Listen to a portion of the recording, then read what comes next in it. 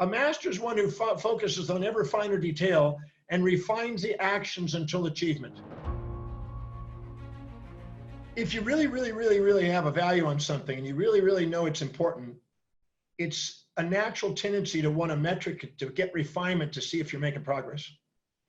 When I first started writing goals, I think some of those goals were not as clear and concise. Some were fantasies and they had to be refined.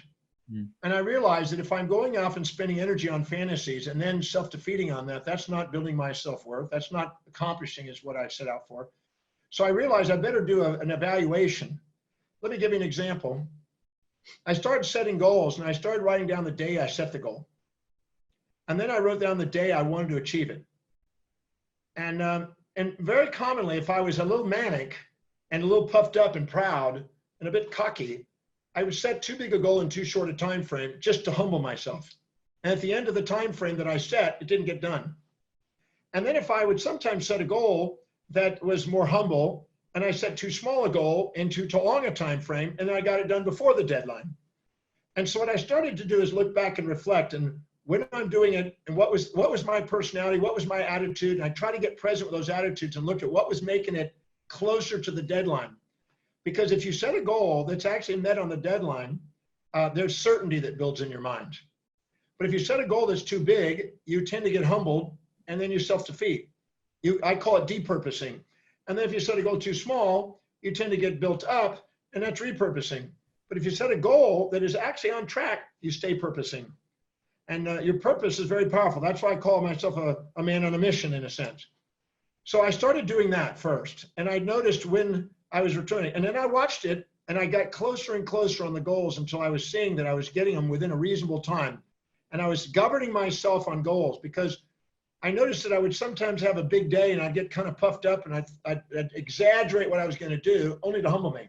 This is the problem with going to some seminars that are kind of, rah-rah seminars or whatever. You get manic, then you set these fantasy goals, and then 2 weeks later you crash and then you beat yourself up and you associate pain with setting goals.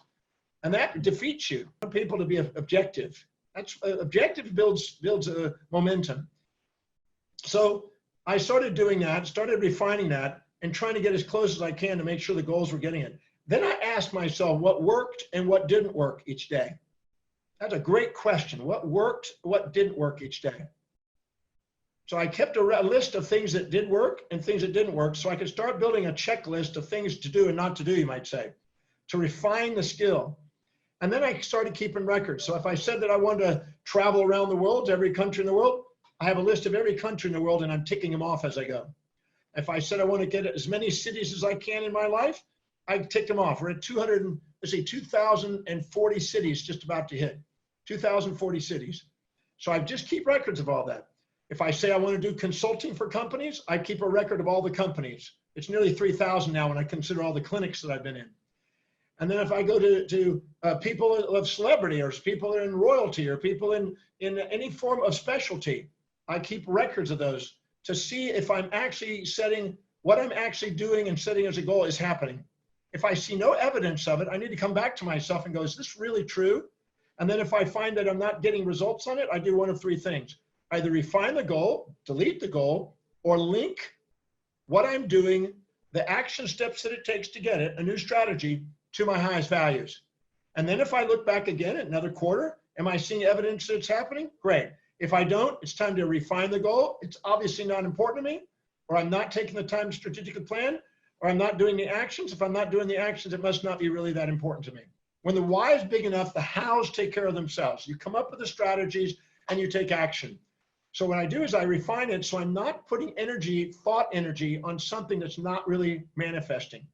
I want to make sure I refine myself and know myself and be myself so I can love myself, as they say. So prioritizing like that and getting feedback and refining what you're doing, in my opinion, is a very significant thing and a sign that you're really committed to it. I don't think anybody who's doing a company, a major company has to have, if it's a floated company on a public company, it has to have a monitoring of all of its actions, its expenditures, its achievements. It's got to be done. It's governed. So I find the most powerful companies have more governance. If you're not governing yourself and you're not getting feedback and not putting corrections into those systems and refinements as you go, A master is one who focuses on ever finer detail and refines the actions until achievement. And so metrics are a great component of that. Same thing on finances. I had a projection of what I wanted to do by a certain date. I'm looking at where I am financially. If I'm above that or below that, I'll look at it, either adjust my strategy to accelerate it, or I basically reset the goal and get more realistic about it. One of the two. Because anytime you have a goal that's not matching what you're doing, you're beating yourself up. So you want the tension between what your goal is and what your actions are to be as little as possible and as congruent as possible. And that is found when you're living by your highest values, you have the less skewed distortions. Now, think about this. When you've had a day that's been really lived by high priorities and you really felt like you got amazing things done that were most important, you're more resilient, you're more adaptable, you're more easy to get along with, people don't disturb you as easily, you don't get distraction, you don't tend to distort, you don't tend to lie to yourself about things, you're more objective. But if you're not living by highest values and you let everybody else infiltrate your life and the whole day got wiped out and you never got anything important done, you're more volatile, you're more emotional, you swing from one side to the other, you're almost bipolar, and you tend to set goals that are skewed.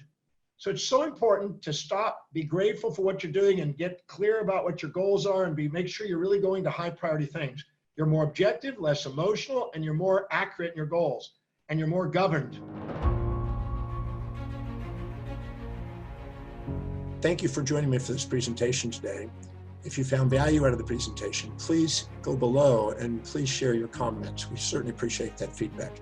And be sure to subscribe and hit the notification icons. That way I can bring more content to you and share more to help you maximize your life.